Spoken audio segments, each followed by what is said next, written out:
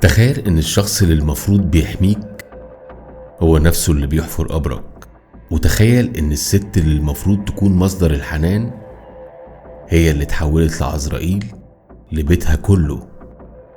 اللي حصل سنة 1985 في منطقة الجيزة ما كانش مجرد جريمة قتل، دي كانت مجزرة.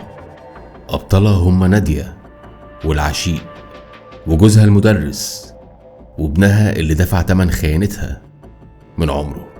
النهاردة هنحكي قصة نادية اللي بدأت كضحية وهي عندها 15 سنة وانتهت بواحدة من أبشع جرائم القرن في مصر. قصة فيها خيانة وتمثيل بالجثث.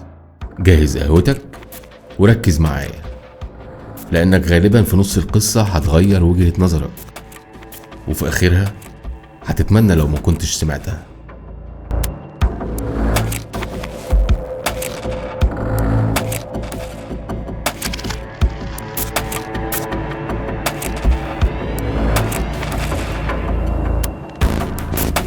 الحكاية بدأت في نهار رمضان والناس صايمة. دخل اسم الشرطة ست عجوزة ملامحها مكسورة وسنها معدي 80 سنة. الست دي كانت بتستنجد بالظباط. الظابط في الأول افتكرها ست كبيرة وتعبانة من الصيام، حاول يهديها. عرف منها إن ابنها وجدي ده مدرس وشغال في الخليج، بقاله سنين متغرب عشان يبني مستقبل لولاده سامح وسماح. وجدي كان المفروض انه وصل مصر من 5 ايام. كلم امه وهو في المطار وقال لها انه وصل وانه هيعدي عليها عشان يتغدى معاها، ومن بعدها فص ملح وداب. ولما امه الست العجوز راحت تسأل نادية مراته عن وجدي ابنها، قالت لها انه مجاش، يمكن غير رأيه او يمكن اتجوز عليها. الضابط حس ان في حاجة غلط.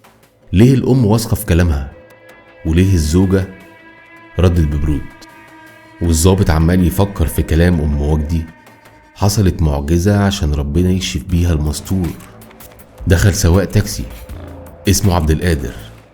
عبد القادر لقى شنطة في عربيته فيها باسبور لواحد اسمه وجدي كان بيوصله من المطار.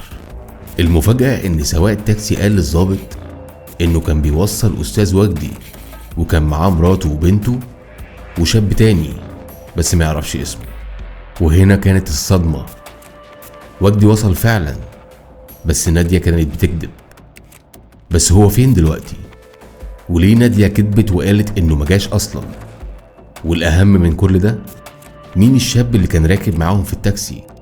الحكاية بدأت لما نادية اقنعت جوزها انه يشتري تاكسي. بينها وبين نفسها كانت عايزة تهديه لعشائها احمد فرغلي. احمد العشيق بقى بيدخل البيت ويخرج وقت ما هو عاوز وطول الوقت.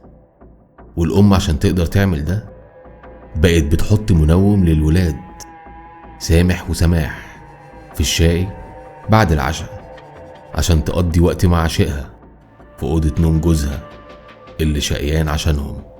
لحد ما في يوم سامح الابن حس ان في حاجة غلط بتحصل وقرر ما يشربش الشاي وعمل نفسه نايم. وبعد شوية حس بصوت همسات جاي من أوضة النوم وقام عشان يشوف ايه اللي بيحصل. ومن هنا بدأت الكارثة. سامح شاف أمه في حضن عشائها أحمد فرغلي، وساعتها سامح هجم على العشيق اللي كان جسمه ضخم، اللي مسك سامح وقعد يخنق فيه لحد ما روحه طلعت. وكل ده بيحصل قدام أمه. نادية بدل ما تصرخ هددت بنتها سماح اللي شافت المنظر وقالت لها لو اتكلمتي هتموتي زي اخوك. واخدوا جثته ودفنوه في الصحراء. متخيلين؟ وجدي رجع من السفر وهو مش عارف ان ابنه اتقتل. نادية استقبلته في المطار بابتسامة صفرة ومعاها العشيق احمد فرغلي على انه سواق التاكسي، وقالت له ان ابنك سافر العراق بيدور على شغل هناك. لما دخل البيت ونادية عملت له كوباية الشاي المشهورة، وبعد ما وجدي غاب عن الوعي نادية وأحمد فرغلي عملوا اللي ما يتصدقش. ذبحوه وفصلوا جسمه عن راسه وأخدوا راسه ودفنوها جنب جثة سامح ابنه ونادية فضلت في الحمام تقطع في جثة جوزها لحتت صغيرة عشان يعرفوا يتخلصوا منها. كل ده وسماح البنت واقفة بتتفرج على أمها وهي مرعوبة بعد ما قتلت أبوها وأخوها بدم بارد. عشان نفهم نادية عملت كده ليه لازم نرجع بالزمن لورا ل25 سنة. نادية كانت طفلة عندها 15 سنة، كانت جميلة جدا، وجوزها الأستاذ وجدي كان مدرسها الخصوصي. وجدي اللي كان قد أبوها استغل براءتها واغتصبها وهي في المدرسة، ونادية بقت حامل، وأهلها بدل ما يحموها عملوا أبشع جريمتين ممكن تتخيلوهم. الأولى إنهم جوزوها للي اعتدى عليها الأستاذ وجدي، وبعد ما خلفت أخدوا الطفل للرضيع وقتلوه عشان الشرف.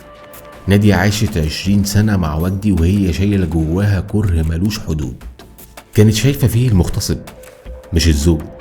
ولما كبرت وبقت في قمة أنوثتها شافت إن شبابها كله ضاع، وعشان كده اتعرفت على أحمد فرغلي العشيق، سواق التاكسي اللي هيولع نار الانتقام.